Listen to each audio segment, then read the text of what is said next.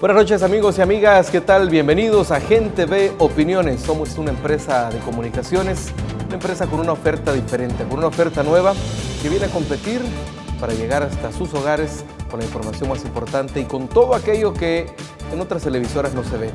Es por eso que nos convertimos en la opción que realmente ve las necesidades de la gente. Y este espacio, Gente Ve, precisamente es eso. Un espacio donde vamos a conocer las diferentes opiniones de los sectores más representativos de nuestro país para que usted tenga una opinión más certera, para que usted conozca de mejor manera la realidad y por lo tanto tenga una opinión crítica de la misma y para que a la hora de tomar las grandes decisiones también se tome la decisión más acertada. Bienvenidos y bienvenidas. Esta noche vamos a abordar uno de los temas más importantes que hay en nuestro país, que tiene que ver con las obras públicas, que tiene que ver con el desarrollo de la infraestructura, de transporte, de logística de nuestro país. Así que está con nosotros el ministro de Obras Públicas, Gerson Martínez, a quien le damos la cordial bienvenida esta noche. Bienvenido, ministro. Muchas gracias, Luis. Gracias, una felicitación a Gente Ve por la apertura reciente de este programa. Ministro, siempre queremos que nuestros amigos que nos ven y nos sintonizan a través del internet, a través de la señal abierta de Canal 29, conozcan a nuestros invitados. Gerson Martínez, un luchador de toda la vida, un político de muchos años, pero por sobre todo un funcionario público, un servidor público. ¿De dónde surgió la vocación de servidor público de Gerson Martínez? Bueno, se nace y se hace.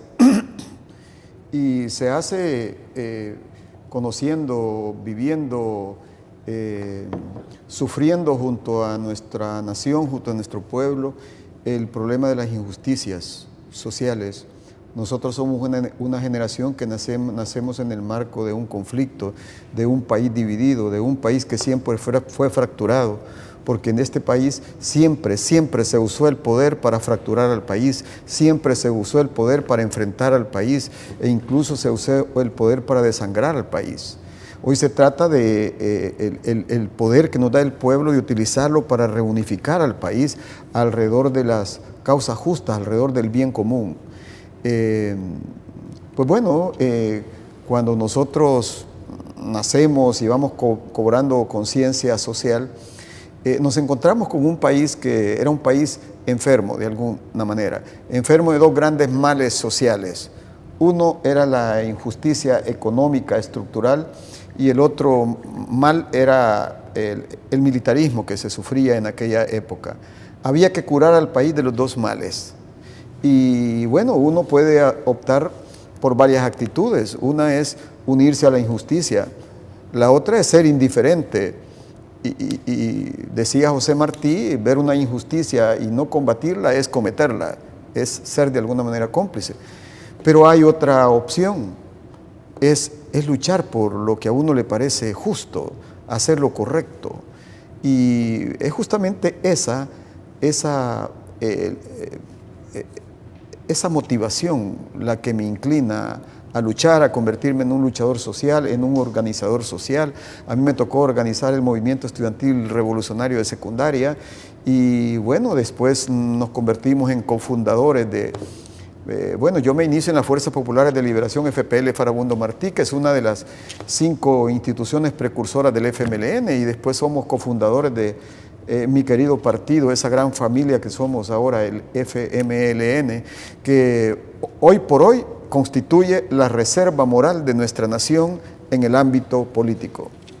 Perfecto, ministro. Ahora, asume una cartera de Estado hace 4 años y medio, de las más complicadas, en el sentido de que, bueno, en toda Latinoamérica y quizás en todo el mundo, es una de las carteras que maneja más fondos, que es la que es responsable de la infraestructura productiva del país. Y pues alguien decía, administrar en un ministerio como el MOP es como para salir lleno de gloria o para salir trasquilado. Aquí hemos visto varios casos de funcionarios que no les ha ido bien porque no han hecho las cosas bien. Ahora, ¿cómo asume este reto de administrar el Ministerio de Obras Públicas cuando asume el presidente Mauricio Funes? Bueno, como algo inesperado, fui, previo al gobierno, el director del programa de gobierno en la campaña anterior. He sido también director general del programa de gobierno de Salvador y Óscar. Y bueno, el presidente de la República me invita y me propone hacerme cargo del Ministerio de Obra Pública. En un primer momento yo le agradezco al presidente Mauricio Funes, pero honradamente, a pesar de que siempre yo he aceptado todas las tareas que me dieron, realmente este ministerio estaba tan desprestigiado, y además no me sentía yo como la persona más apropiada. Así que en un primer momento yo no acepto la propuesta. Sin embargo, unos 5 o 6 días antes de que el presidente Mauricio Funes asumiera el mando, digamos, de gobierno, él me invita y me hace conciencia de que él había buscado distintas opciones, pero que él había llegado a la conclusión que dada la complejidad, la gravedad de los problemas que había en el Ministerio de Obra Pública y que había que declarar una suerte de emergencia moral dentro del MOP, él consideró que yo era la persona más apropiada. Yo le solicité al presidente de la República, después de agradecerle, que me diera la confianza, digamos. Unos días, ¿no? Que me diera unos días para pensarlo, consultarlo con mi familia de sangre, con mi esposa, mis hijos y también con mi gran familia que es el FMLN. Y por supuesto con mi conciencia, pero siempre he sido una persona de retos, que he aceptado los retos, he cumplido tareas, no asumí el Ministerio de Obra Pública como un cargo, porque para mí no es un cargo servir al pueblo. Tampoco lo asumí como un privilegio, porque las responsabilidades públicas no deben ser nunca más un privilegio. Lo asumí como una tarea de representación social, de reivindicación del ciudadano, como una responsabilidad frente a mi pueblo, frente a mi familia, frente a mi conciencia, pero también frente a mi partido FMLN. Y desde esa perspectiva más ciudadana, más cívica, es que me decido aceptar el Ministerio de Obras Públicas. Pero, ministro, ¿cuáles podrían ser las principales diferencias, a su juicio, entre aquel Ministerio de Obras Públicas de 2009 al Ministerio de Obras Públicas que en este momento tiene nuestro país? Bueno, yo creo que han habido algunos cambios tangibles que se pueden ver y algunos otros intangibles que también se pueden ver. Lo que el Ministerio de Obra Pública hace, lo que no hace, lo que hace bien o no hace bien, está a la vista. El ciudadano lo juzga y lo ve todos los días. Así que hacemos balance, hacemos monitoreo, hacemos evaluación con el ciudadano. Aparte de eso, tenemos una vocación de rendición de cuentas cotidiana, un sentido de vernos al ciudadano. El entender que ahora ya no es como hace 500 años, que la soberanía hace 500 años residía en el poder regio, en la corona, en la monarquía española. Ya no estamos en el Estado colonial. Ya en la Constitución de 1824 decía que la soberanía residía en el pueblo, en el ciudadano. Y nuestra Constitución eso establece. Entonces, si ahora el soberano ya no es el Estado colonial, ni es el Estado, ni es el gobierno, ni son los ministerios, entonces ¿quién es el soberano? Es el ciudadano. Y si el ciudadano es el soberano, ¿qué somos nosotros? Somos los siervos, hombre, somos los servidores. Somos mandatarios. Mandatarios no significa, como nos hicieron creer antes, que mandatario es el que manda. No, mandatario es el que recibe un mandato, el que hace los mandados al ciudadano, al soberano. Y tenemos que tener la modestia y la humildad de cumplir así con dignidad esa tarea. Desde esa perspectiva y con esa psicología es que asumí el Ministerio de Obra Pública. Resultados. Bueno, este día me han invitado a Gente Ve a hablar del tema de la gestión vial. Nosotros hemos ampliado el Parque Carretero Nacional en unos 600 kilómetros y hemos mejorado. Todavía la tarea está inconclusa. Nosotros hemos dicho hasta ahora misión cumplida, pero no hemos dicho misión concluida, porque nosotros encontramos 1.130 millones de carreteras vencidas que las habían dejado vencer su vida útil. Entonces hemos ido renovando, pero nuestra misión, nuestra tarea no se ha limitado al bacheo, no se ha limitado al simple recarpeteo que le llaman técnicamente mantenimiento periódico, sino que hemos cambiado las viejas carreteras, como por ejemplo lo que hicimos en Los Chorros. No es un simple recarpeteo, le dimos al país una nueva autopista. Es lo que estamos haciendo en la autopista hacia Santa Tecla.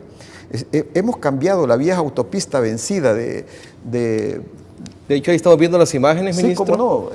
Que ahí está el autopista grosor, asfaltada, precisamente. Esa es la base, es el espesor, porque estamos preparando esta vía para que pueda transitar el CITRAMS. Es un avance hacia el CITRAMS. Estamos cambiando la vieja carpeta de asfalto, ya vencida, pero además trabajamos los suelos. Allí sobrecavamos hasta 1,5 metros para hacer unos enrocados, para hacer unos piedraplenes, ya que esa vía estaba llena de cárcavas al interior, porque tenía suelos anegados de agua. Y luego construimos una base con un espesor de cerca de 25 centímetros de cemento, de concreto, el asfalto reciclado y suelo. Y encima de eso hemos creado, estamos terminando, prácticamente ya casi está terminada, la pista de concreto hidráulico. Hemos hecho eso, así como estamos ampliando en San Miguel la Panamericana a 4 carriles. Es la entrada, la avenida de ingreso a San Miguel. El día de mañana, por cierto, Luis, vamos a iniciar el colado de la nueva estructura del puente Hirleman, que era una garganta de la muerte de 2 carriles, ahora va a ser de 4 carriles. Lo mismo, hemos construido un bulevar de entrada a la ciudad de Gotera. Esto forma parte de un plan maestro de modernización de nuestras ciudades. Creemos que todas las ciudades del país merecen una entrada digna, una avenida de aproximación digna, un bulevar de entrada a las ciudades. Eso es lo que estamos comenzando. Ahora, ministro, ¿ha habido aquí la costumbre de que llega un ministro o llega un presidente, llega un funcionario nuevo y deshace los planes anteriores y arma los suyos y mete a su gente y es borrón y cuenta nueva? ¿Cómo queda? ¿Cómo deja usted el Ministerio de Obras Públicas, el escritorio del ministro de Obras Públicas para el próximo gobierno? Eso fue siempre la visión pigmea, que el que llegaba quería hacer borrón y cuenta nueva, aunque fueran del mismo gobierno. Cuando yo llegué, yo hice algunos cambios de acupuntura en personal, pero por ejemplo, cuando llegó Nieto, despidió a más de 100 del mismo partido, ¿verdad? Y así, eso hacían. Entonces, eso ha sido en gran parte un factor del subdesarrollo, porque los grandes desarrollos de la infraestructura no son planes quinquenales, no son planes de 1 año ni de 5 años.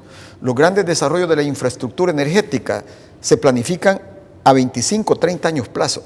Los grandes desarrollos de la infraestructura de telecomunicaciones se planifican a 20, 25 años plazo. El desarrollo de la infraestructura vial tiene que ser así, pero con un plan de contingencia, ¿verdad? Y por eso nosotros tuvimos que aterrizar corriendo, ¿verdad? Asumir con mucha celeridad las tareas, pero con luces largas, trabajando el diseño de una política de Estado. Y el aporte principal es el diseño de una estrategia articulada de logística, transporte y puertos, de movilidad, logística, transporte y puertos. Ahora, ministro, ¿qué dejan ustedes, digamos, adelantado y que el próximo gobierno va a ejecutar? Escuchábamos que ustedes mencionaban una cifra de arriba de los $100 millones en proyectos que la próxima administración prácticamente pues ya lo va a encontrar adelantado, como decimos en buen salvadoreño. Sí, para ser muy precisos, nosotros no vamos a dejarle la mesa vacía al nuevo gobierno. Tampoco le vamos a dejar una mesa sucia, llena de actos de corrupción. No vamos a dejar desfinanciado. No estamos dejando proyectos abandonados, como nosotros encontramos el 83% de la obra pública paralizada en juicios, laudos arbitrales, sentencias condenatorias, juicios de cuentas, obras paralizadas, abandonadas. Nosotros no estamos dejando eso. El saldo que estamos dejando, la herencia que estamos dejando es 0 juicios, 0 sentencias condenatorias, 0 actos de corrupción. Estamos haciendo algo probablemente inédito en América Latina, en los ministerios de Obra Pública y de la Construcción. Llevamos casi 5 años de 0 actos de corrupción y 0 sentencias condenatorias y 0 juicios y 0 obras abandonadas. En ese contexto, nosotros, desde una perspectiva de país, nosotros tenemos que trabajar para que el futuro gobierno también aterrice corriendo, ¿verdad? Y le estamos dejando un financiamiento. En este momento tenemos en gestión un financiamiento de 680 millones de dólares para el desarrollo de la infraestructura vial de nuestro país. Y una cosa, y con todas sus fuentes, pero una cosa muy importante, cuando nosotros llegamos, el Ministerio de Obra Pública tenía muchos años que ya no era acreedor a donaciones debido a los actos de corrupción. Bueno, si aquí hicieron cualquier porquería en los gobiernos anteriores, incluyendo el gobierno de Flores, se robaban hasta el abono que venía de Japón, que es un país muy respetable, muy serio, hasta el abono que venía para levantar el agro, se lo robaron. La cleptocracia, el club de las colas pateadas areneras, eso hicieron. Entonces no habían donaciones para el Ministerio de Obra Pública. ¿Cuál es el saldo que estamos dejando? En este momento nosotros tenemos en fase inicial de gestión 192.5 millones de dólares, 192 millones de dólares de donaciones que están en curso hacia el Ministerio de Obra Pública. Eso le da una idea del saldo de confianza y de credibilidad que estamos dejando para el país. A pesar, ministro, de que había todo ese lastre de desconfianza, digamos, que se sembró por la imagen de la que usted nos hablaba cuando encontró el Ministerio de Obras Públicas en el 2009. Bueno, claro, sí, eso ha sido duro. Pero mire, el gran antídoto es la transparencia. Impulsar una política de todo al sol, y el sol es la mirada ciudadana, porque si yo lo que administro no son mis fondos propios, son los dineros del público, de los ciudadanos que nos ven, entonces no hay derecho, como en el pasado, a hacer las cosas a oscuras. No, si nosotros administramos fondos públicos, en una democracia la administración pública debe ser por definición pública, no reservada, no confidencial, no secreta. Y esto sí es un salto revolucionario, progresista y democrático. Perfecto, ministro, y es sobre este tema que vamos a hablar cuando regresemos, sobre los actos de corrupción, sobre todos los que hemos conocido en los últimos meses y que se han hecho públicos y que la gente tiene derecho a conocerlos y por supuesto conocer las opiniones aquí en Gente Ve Opiniones. Ya regresamos, una pausa.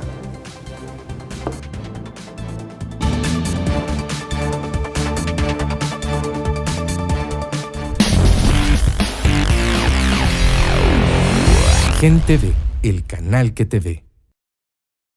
A los empresarios de las ciudades y del agro, les reafirmamos nuestro compromiso de garantizarles seguridad jurídica, seguridad financiera y seguridad cambiaria. Y con el combate intenso a las redes de extorsión, vamos a ofrecer más confianza a los inversionistas internos y externos. Estamos listos para eso. Salvador y Oscar, adelante.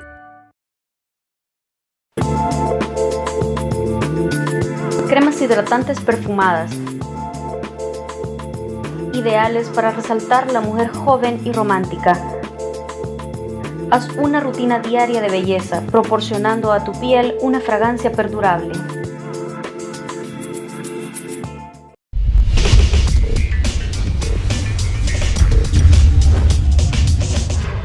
Gente Ve, el canal que te ve.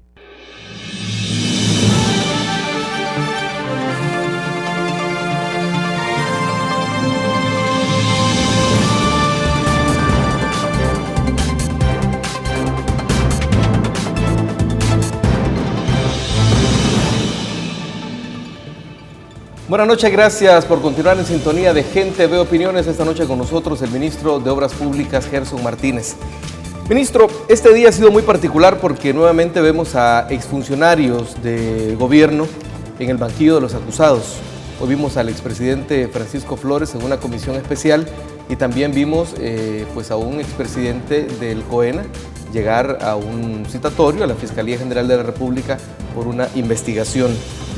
Anteriormente habíamos visto a exfuncionarios del Ministerio de Obras Públicas precisamente, y como antecedente también sabemos que usted ha sido de los funcionarios junto al ministro Centeno quienes han presentado sendas peticiones de investigación, sendos paquetes de pruebas sobre actos de corrupción cometidos en los ministerios que ustedes administran. ¿Cómo ve usted el hecho de que este día haya sido citado a la Asamblea Legislativa el expresidente Francisco Flores para dar cuenta de los 10 millones donados por China a Taiwán? Bueno, para el país, legítimo, necesario. ¿Por qué? Porque en una democracia como la que queremos construir nosotros, debe funcionar el control, las instituciones de control. Y en una democracia funciona el control de cuentas. El control de cuentas está a cargo de las Contralorías o Cortes de Cuentas de la República. Debe funcionar el control constitucional. Eso lo ejercen las Cortes de lo Constitucional o las salas de lo constitucional. Pero también en una democracia debe funcionar el control político. Eso es lo que hace el Parlamento, la Dieta, la Duma, el Congreso en cualquier parte del mundo. Porque se supone que el Parlamento representa los intereses de la generalidad de la ciudadanía, porque en el Parlamento, Congreso o Asamblea están representados los intereses de mayorías y minorías. Por consiguiente, se presume que está representado el interés de la generalidad, el interés del pueblo. En una democracia, en cualquier democracia del mundo, al Parlamento se le da un poder, el poder del control político. Esencialmente lo ejerce a través de las comisiones investigadoras como estas comisiones especiales, pero también lo ejerce a través del presupuesto, el poder del presupuesto. Ese es el poder de un Congreso. Entonces, cuando se trata de minusvalorar el papel del Congreso, el papel investigativo del Congreso, eso lo que demuestra es un analfabetismo democrático. Y algunos lo saben, pero lo cuestionan porque son analfabetas desde el punto de vista ético, porque justamente si hay dos cánceres que afectan al sistema democrático, es el analfabetismo ético y el analfabetismo democrático. Entonces me parece legítimo, importante, creo que una cosa, creo que sin precedentes, por primera vez que un expresidente de la República es llevado a la Asamblea Legislativa para que esclarezca cómo es que un cheque de $10 millones que venía de Taiwán y que se supone que venía de los contribuyentes de Taiwán. Normalmente la cooperación bilateral es así, es de Estado a Estado. Normalmente. Dineros de los contribuyentes de un país van a los contribuyentes pobres de otro país. Esa es la cooperación bilateral. Entonces la Asamblea Legislativa está indagando efectivamente si esos dineros llegaron al Instituto de Legalización de la Propiedad, que es una institución, el ILP, que trabaja para legalización de tierras, de campesinos, de zonas marginales, pero aparentemente esos dineros jamás llegaron allí. Luego el señor insinuó, parece que eran dineros que habían posiblemente llegado al partido, pero bueno, es importante que el señor Salaverría haya llegado este día a la Fiscalía General de la República, porque el señor Salaverría era en aquella época el presidente del Partido Arena. Y si el dinero tampoco llegó al partido, y si ese dinero o venía a los ciudadanos de El Salvador, entonces ahí ha pasado posiblemente un ilícito. Eso hay que investigarlo, pero de cualquier manera, lo que sí parece estar claro para la gente más informada y aparentemente para las autoridades de los Estados Unidos, es que el origen de los fondos aparentemente es absolutamente ilícito. ¿Por qué? Porque el que agarró el dinero está preso, está presidiario. Está pagando 5 cadenas perpetuas. El que le dio los dineros a Paco Flores, eran dineros aparentemente mal habidos, ilícitos. Está pagando 5 o 6 cadenas perpetuas. Bueno, eso funciona en una democracia. Claro, eso nunca se ha visto aquí. Y entonces están tratando de meterle miedo a la gente, porque el miedo es una forma de dominar a la población y evitar el desarrollo democrático de un país. Pero aquí nomás, en Costa Rica, en la misma época contemporáneo al señor Flores, al tiempo que él recibía 10 millones del mismo gobierno de Taiwán, allá en Costa Rica, por mucho menos que eso, ¿verdad? Creo que medio millón. El expresidente de Costa Rica fue metido a prisión. Esto es bien importante recordarlo, porque Costa Rica es claro que es una democracia. Costa Rica no es perfecta, pero mire usted, el expresidente Rodríguez, contemporáneo a Paco Flores, por haber recibido medio millón del gobierno de Taiwán, él era ya en aquel momento, había salido de la presidencia, así como Flores, y se había ido el presidente Rodríguez como secretario general de la OEA, era secretario general de la Organización de Estados Americanos. Y el Estado costarricense, a través de la Fiscalía General de la República, que tiene los mismos poderes que el fiscal de El Salvador, hizo el requerimiento, dio la orden de captura del expresidente Rodríguez por menos de lo que ha hecho Paco Flores, y lo mandó a traer amarrado desde Washington. Lo subieron al avión amarrado y lo bajaron esposado frente a los ciudadanos. Eso es democracia, eso es el funcionamiento de las instituciones. A toda la maquinaria de hacer mentiras, a toda la maquinaria que está ahora tapando la impunidad, porque ahora hay mucha infopolución. Están llamando la atención en otros asuntos para distraer la atención pública. Está claro. Muy poco espacio se le da a esto, pero se dedican ríos de tinta y grandes espacios para generar un foco de distracción en esto. Entonces, mi mensaje en este sentido es: dejemos que funcionen las instituciones, dejemos que funcione la democracia, démosle una oportunidad a los derechos ciudadanos, démosle una oportunidad a este pueblo, démosle una oportunidad al país, démosle una oportunidad a las nuevas generaciones. El día en que aquí a alguien que haya cometido esto se le lleve a prisión, se le haga justicia, ese es una señal de democracia. Pero en un país donde el exministro de Obra Pública, cuando va a ser requerido por la Fiscalía, hombre, tiene la desfachatez de salir en público y decir: yo sé que han dado la orden de captura para mí, ¿verdad? Y un día antes, y vienen periódicos y les dan espacio, y después salen huyendo, intentando burlar la justicia. Entonces, ¿qué clase de justicia hay aquí?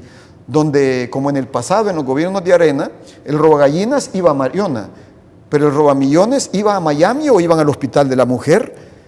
Ese es el régimen que queremos heredarle a nuestros hijos. No, ese es lo que hay que seguir cambiando. Por eso es importante que el cambio aquí continúe. Y por eso están desesperados. Y por eso es toda la guerra sucia que está haciendo el Partido Arena y el señor Quijano y su grupo. Y su asesor, Francisco Flores. Ministro, hablando de otro tema, el Ministerio de Obras Públicas, entendemos que una de las obras emblemáticas que está realizando es la transformación del sistema de transporte público de pasajeros con el Citrams. Esta semana anterior pudimos ver cómo el Partido Arena, entiendo que queriéndose adelantar y diciendo que están cumpliendo una promesa que ellos han hecho, en el caso del candidato por 2 veces, en 2 ocasiones, candidato a la alcaldía, Norman Quijano, hizo público un transporte, que entiendo que es un transporte para excursiones, que se llama el Metrobús municipal. Quiero que veamos la nota, ministro, para que nos dé sus opiniones sobre esto que hizo público la alcaldía municipal de San Salvador, y en este caso, pues, como invitado el candidato a la presidencia por el Partido Arena. Veamos la nota. Este fue el modelo de servicio que el candidato Norman Quijano ofreció a los capitalinos en 2009 para ganar las elecciones municipales. Concluyó su gestión y no lo cumplió. Ahora, como candidato a la presidencia y ante los reclamos por la falsa promesa, el aspirante arenero buscó honrar esa deuda gracias a sus influyentes contactos de España, como asegura el candidato, que le facilitan obtener recursos como este, que allá son reciclados. Tengo tantos amigos en España y las llamaditas con ellos son las que nos dan los resultados estos que sirve para la gente. Sin embargo, esto no resolvería el problema estructural del transporte público. No hemos dicho que con esto vamos a resolver, tú me lo estás preguntando, pero yo no he dicho que esto resuelve el problema estructural. Lo que sí es cierto es que quien puso en la agenda nacional el tema de buses articulados para resolver el problema grave del transporte público de pasajeros fue Norman, eso no me lo pueden quitar. Y el primero que hizo circular buses articulados en San Salvador en enero del 2009, Norman, en una forma temporal, y ahora en una forma permanente, el primero que hace circular buses articulados en El Salvador y en San Salvador se llama Norman también. Pero de aquella propuesta a la realidad hay una enorme diferencia, pues es solo un bus articulado, viejo y deteriorado, Los daños son evidentes, ya que es un bus reciclado y será utilizado únicamente para servicio social. Por tanto, no resuelve el problema del transporte público, reconocen los mismos políticos. Absolutamente que no lo resuelve, pero le da una idea de lo que es el doctor Quijano y sus planes. Siendo él presidente de la República, sí le dará solución integral, respetando la iniciativa privada. Esa fue una primera. Mientras se desarrollaba el lanzamiento en una plaza pública, irónicamente el candidato de ultraderecha, en medio de mucha gente, parecía sentirse solo. Por ello pidió a los concejales que se pusieran a la par para acuerpar. Con diferentes tipos de discapacidad. El evento se vendió a los ciudadanos como la solución a muchos problemas de transporte. La gente se va a beneficiar del Metrobús municipal, es una obra social y el doctor Quijano resolverá los problemas del transporte público una vez el pueblo salvadoreño le dé la confianza de ser nuestro próximo presidente de la República. Quisimos comenzar el año con buenas noticias, con pie derecho, como me decía alguien por ahí. Pero esa emoción no duró mucho tiempo, pues de un bus obsoleto no se podía esperar ninguna garantía. Durante el recorrido inaugural que incluyó el Boulevard Monseñor Romero, símbolo de la corrupción en gobiernos de Arena, la unidad sufrió desperfectos mecánicos, por lo que el viaje terminó. Los pasajeros fueron transportados en otra deteriorada unidad y el candidato presidencial por Arena se marchó en su lujoso vehículo, dejando atrás el arruinado Metrobús municipal. Bueno, ahí tenemos la nota, ministro, de lo que sucedió. Esto fue lo que presentó, creo que usted lo pudo ver en las pantallas de Gente Ve. Sí. ¿Qué opinión le merece esto, ministro? Una sola palabra, patético. No solo da una idea de lo que es estar retratado de cuerpo entero. Ellos no tienen nada que ofrecer. Lo que sucede es que ellos subestiman la inteligencia de los ciudadanos capitalinos. Ellos pisotean la dignidad de los ciudadanos capitalinos. El Carcachabús quedó retratado de cuerpo entero. Es el retrato del señor Norman Quijano, así como se quedó el Carcachabús. Y irónicamente entiendo que se quedó ahí en el Boulevard. Sí, no, bueno, se quedó en Jerusalén porque es la entrada al Boulevard. Parece que el Carcachabús se vio intimidado y no quiso entrar al Boulevard Monseñor Romero, que es un monumento a la corrupción y a la impericia de los gobiernos de Arena. Curiosamente no quiso entrar a la obra que nosotros hemos hecho, el moderno Boulevard Monseñor Romero, por cuyos antecedentes de corrupción anda huyendo, anda prófugo el exministro arenero de Obras Públicas. Entonces, retratado de cuerpo entero. Mire usted, ¿cómo viene a decir una promesa cumplida si la prometió hace 5 años y nunca la cumplió, ni siquiera lo intentó? No tenía ni idea de lo que significa un sistema integrado de transporte metropolitano. Yo le voy a volver a invitar a él que llegue al Ministerio de Obra Pública. Le podemos dar copia de los 14 estudios.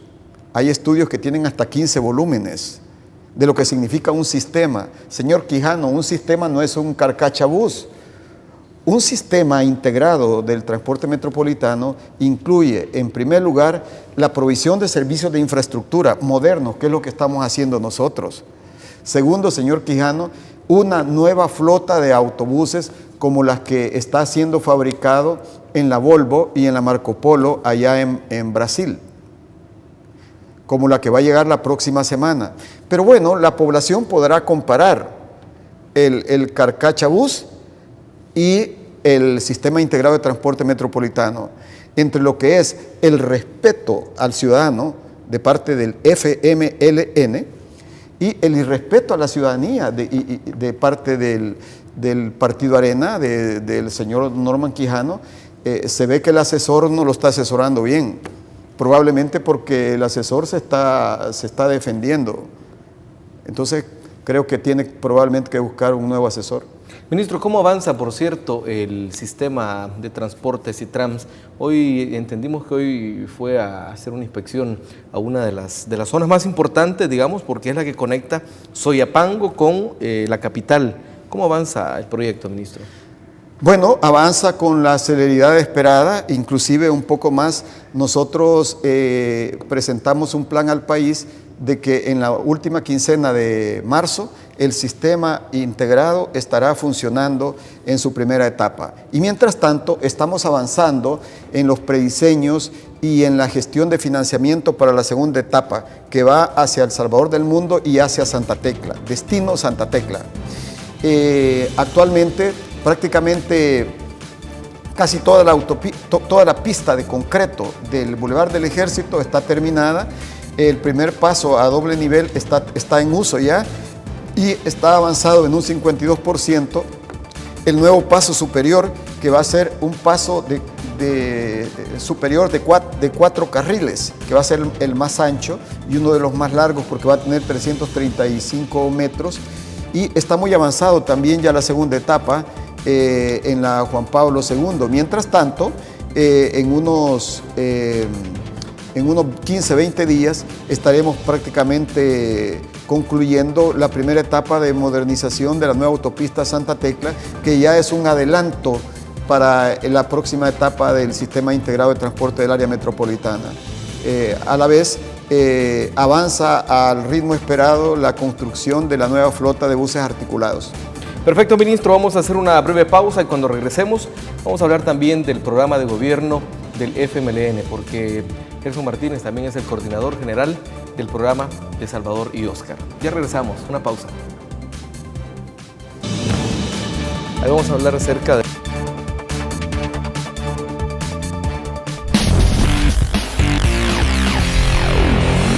Gente ve, el canal que te ve.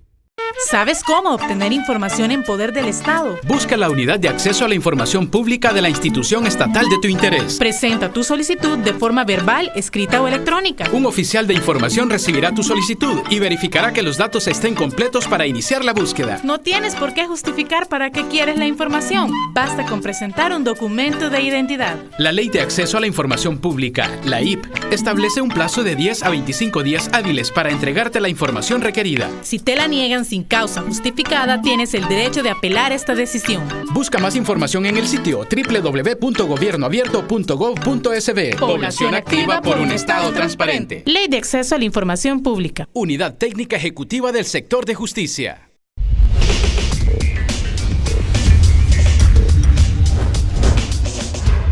Gente ve, el canal que te ve.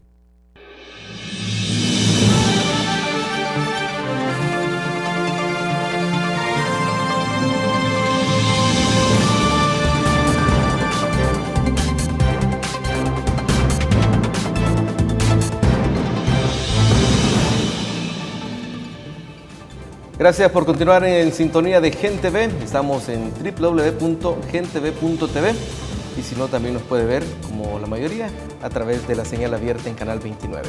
Estamos conversando esta noche con Gerson Martínez, quien también es coordinador general del programa de gobierno de Salvador y Óscar. ¿Cómo está este programa de gobierno estructurado y cuáles son los acentos que podemos encontrar en este programa?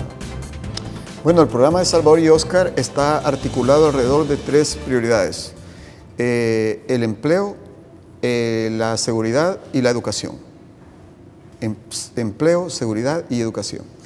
Este programa de gobierno es el programa de la profundización de los cambios y de la ampliación de los beneficios. Es una apuesta a elevar la productividad de la economía. La productividad de la economía, el empleo y la innovación. Es una apuesta a desarrollar una economía productiva generadora de empleo, pero también a modernizar los servicios en el país. Es la apuesta a un giro en la economía. Ellos nos legaron una economía en la cual se ponía al ser humano al servicio de la economía de privilegios, al servicio de los intereses de pequeños grupos. El giro que tenemos que hacer es de colocar la economía al servicio del ser humano y no el ser humano al servicio de exiguos intereses. Eso quiere decir que la economía tiene que contribuir a convertir a El Salvador en la casa de todos, en el hogar de todos, donde podamos convivir y desarrollarse las grandes empresas, las medianas empresas, las pequeñas empresas, las microempresas, los los trabajadores por cuenta propia. Este programa de gobierno parte de algunas premisas. Primero, de que si bien es cierto que somos un país que no tenemos grandes recursos naturales, pero tenemos una gran riqueza atesorada. La principal riqueza de nuestro país es su pueblo, el talento de nuestra gente, la vocación de trabajo de nuestra gente, el emprendedurismo y la creatividad de nuestro pueblo. Entonces es la apuesta a eso. Por eso es que Óscar y Salvador plantean que el interés, el más vital interés nacional es la superación de la pobreza de una parte del pueblo. El más vital interés nacional es superar el problema de la pobreza. Pero la tarea más importante, la tarea más estratégica es elevar la riqueza país, elevar la riqueza de las empresas de todos los tamaños, grandes, pequeñas, medianas, micro, y elevar la riqueza de la familia trabajadora, de la familia. Eso significa elevar la riqueza del país. Y por supuesto, un cambio en la cultura. Pasar de la cultura de la exclusión a la cultura de la inclusión. Una apuesta fundamental es el tema de la seguridad. Cuando estaba el gobierno de Flores, se dio un verdadero oleaje de secuestros y de inseguridad.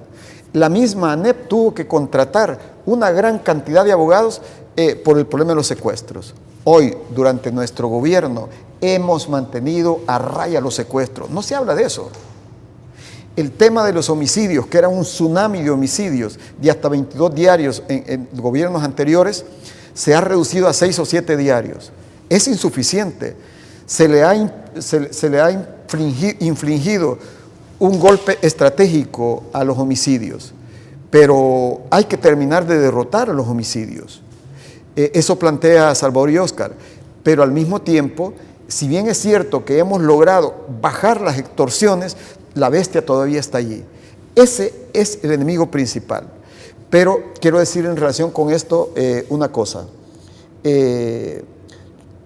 Tan extorsionista es aquel que rentea y le exige 30, 60 dólares a la señora de la tienda, como aquel arenero que estaba en el Ministerio de Obra Pública y que le exigía el 10% a los empresarios, los extorsionaba, los exprimía.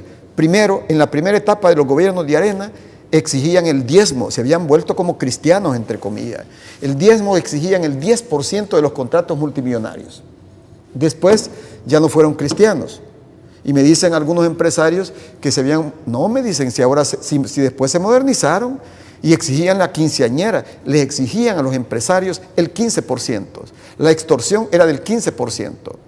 Más tarde se volvieron más avaros, más ambiciosos, más codiciosos el régimen arenero y exigían el 20%. Entonces ya los empresarios no lograban soportar esa extorsión, porque imagínense, un contrato de 10 millones de dólares, el 20% era una extorsión de 2 millones de dólares. Y me imagino que repercutía también en la calidad de las obras. Y no solo en la calidad, eso explica en gran medida la mala calidad de las obras, eso explica las obras abandonadas, eso explica en gran medida la jungla de juicios en que se vio atrapado el régimen arenero en contra de los sectores privados. Eso es lo que nosotros hemos ido limpiando. Entonces la pregunta que tenemos que hacernos, ¿quién es más extorsionista? El que le exige a una señora 60 dólares o 100 dólares a una tienda, o el que exigía 2 millones a los empresarios, los exprimía, los esquilmaba. Pero al final era una extorsión contra el pueblo, porque eran dineros del pueblo. Entonces, de esa manera, ¿cómo iba a prosperar? Con razón no había dinero para las obras comunales. Entonces, hoy la gente me pregunta, mire ministro, ¿y cómo es, si no le han aumentado el presupuesto, cómo es que le ajusta para hacer tanta obra? Y yo siempre les digo, siempre hay una manera de multiplicar los peces, siempre hay una manera de multiplicar los panes. Es trabajando con vocación de servicio, trabajando limpiamente, con las manos limpias, sin corrupción se puede, ese es el secreto. Pero si regresa la corrupción, si regresa la cleptocracia, si regresan los extorsionistas de cuello blanco, el país va a seguir sin prosperar. Ahora, ministro, ¿cómo se recoge el combate a la corrupción en el programa de Salvador y Óscar? Bueno, mire, nosotros lo que estamos planteando aquí es un verdadero plan anticorrupción. Voy a mencionar solo algunas medidas. Durante los regímenes areneros y los regímenes autoritarios, aquí ha existido un tipo de ley que prescribe los delitos penales, los delitos de corrupción. Eso significa que, por ejemplo, un ministro arenero saqueaba al Estado. Al salir, después de 10 años, caducaba, vencía, es decir, prescribía la acción penal. Que es como lo que ha sucedido con estos casos que publicó el presidente de la Corte de Cuentas, por ejemplo. Exacto, por ejemplo, si no se resuelve esto de los 10 millones de Paco Flores, en junio prescribe. Y entonces la cleptocracia ya puede salir a disfrutar de los millones que se llevaron. Tranquilamente. ¿Verdad? Eso es lo que pasaba. Entonces, ¿qué plantea nuestro programa? Que nosotros vamos a luchar porque se declare la imprescriptibilidad de los delitos de corrupción. Es decir, aquel que comete el crimen de robarle a un pueblo pobre debe ser perseguido de por vida. Segundo, nosotros pensamos que hay que declarar, hay que impulsar una iniciativa internacional.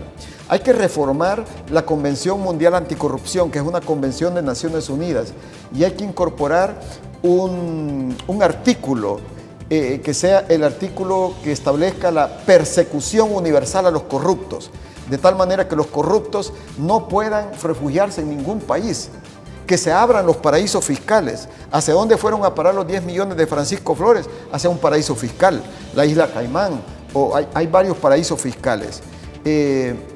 Hay que construir y decretar una nueva ley contra el enriquecimiento ilícito de empleados y funcionarios públicos. La ley que hoy existe es irreformable. Se necesita una nueva ley para castigar parejo al delincuente de la calle, pero también al robamillones, porque no puede ser que el país vuelva al régimen anterior, donde el robagallinas iba a Mariona, pero el robamillones iba a Miami o iba al Hospital de la Mujer, que es lo que han hecho los titulares de Arena cuando se sentían perseguidos por la justicia.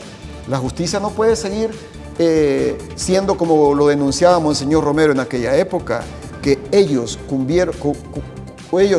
convirtieron la ley y la justicia en una víbora que solo picaba al descalzo, pero no picaba al que estaba en la planta alta del gobierno. Eso debe terminar, o todos en el suelo o todos en la cama. La única manera de enderezar al país en contra del delito es combatiendo parejo al robagallinas y al robamillones. Porque, Luis, esto es como una escalera. La escalera del crimen, la escalera de la corrupción es una escalera sucia. Pero la gran pregunta que tenemos que hacernos los ciudadanos salvadoreños es: la escalera del crimen, la escalera sucia, la escalera de la corrupción, ¿se debe barrer de abajo para arriba o se debe barrer de arriba para abajo? Nosotros creemos que hay que hacerlo parejo, pero hay que comenzar de arriba para abajo. Porque si aquí los peces gordos siguen prófugos como ahora, andan prófugos. Actualmente hay funcionarios del gobierno de Arena que andan huyendo, y hay que decirlo claro. La Interpol, que es la Policía Internacional, ha dado la alerta roja, que es la persecución internacional. La policía los busca en todas partes del mundo. Entonces, por eso hacen la guerra sucia y por eso tratan de distraer. Pero bueno, nuestro pueblo es un pueblo que ha madurado, que tiene mucha conciencia democrática, y así como el carcachabús, la cleptocracia se va a quedar en el camino. Perfecto, ministro, ha sido una excelente conversación. Esperamos que no sea la última, que sea la primera de muchas visitas acá a Gente Ve. Depende de Gente Ve. Si me venga a invitar, aquí vamos a venir y a debatir si es necesario. Ojalá pudiéramos debatir con el señor Flores y preguntarle si es ético y si es legal esos dineros, si esos dineros tienen un origen lícito o ilícito. ¿Cómo van a tener un origen lícito si el que los tomó de los dineros de Taiwán tiene 6 cadenas perpetuas? Y el pasar de un banco a otro y de un país a otro, eso se llama lavado, y es lo que está investigando la Reserva Federal, es decir, el Tesoro de los Estados Unidos. Pero bueno, allá funcionan las instituciones, que funcionen también aquí, porque si el delito es de lavado allá en Estados Unidos, también es delito de lavado aquí en El Salvador. Perfecto, muchas gracias, ministro, y muchas gracias a ustedes, amigos y amigas, que nos han sintonizado a través de Canal 29 y gentv.tv. Buenas noches, les esperamos en una nueva entrevista, pero quédense con la programación de GenTV, porque viene el informativo y la manera particular de GenTV de cubrir la noticia. Muchas gracias, buenas noches. Bueno.